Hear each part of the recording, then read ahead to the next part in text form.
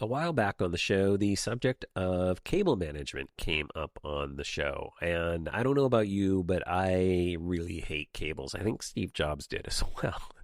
The cables and cable management are a thing. I try to do a good job with it, but if I'm being really, really honest, I think my cables are still more messy than I would really like. So we had kind of thrown out some different solutions and different things that people were doing to help better manage their cables and maybe make their workspace a little more clutter free.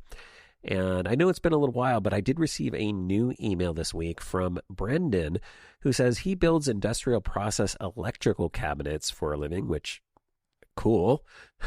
But also he said they use a product called Panduct wire ducting.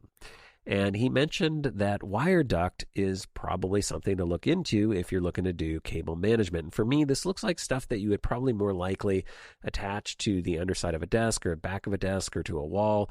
And it can kind of house a little bit more bulky cables and things like that. As a matter of fact, Brendan says you can even get ones large enough to fit smaller transformer bricks for your products. So if you want to kind of hide those away.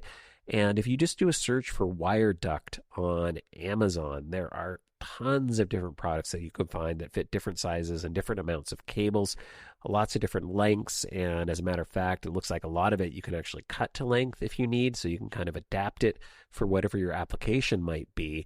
A lot of it can be mounted to a wall or a surface with screws or foam tape. So a lot of different mounting options to kind of clean up your cable mess and clutter. And what I was impressed by is it's also surprisingly affordable. There was some of it that I saw on there that you could get 183 inches of ducting, and they were in like 15 and a half inch segments for about $20. So that seems like a pretty good deal to me. A lot of it's paintable, so if you need to paint it to match your wall or your environment, you want to hide it, because there wasn't a lot of color options. I did notice that.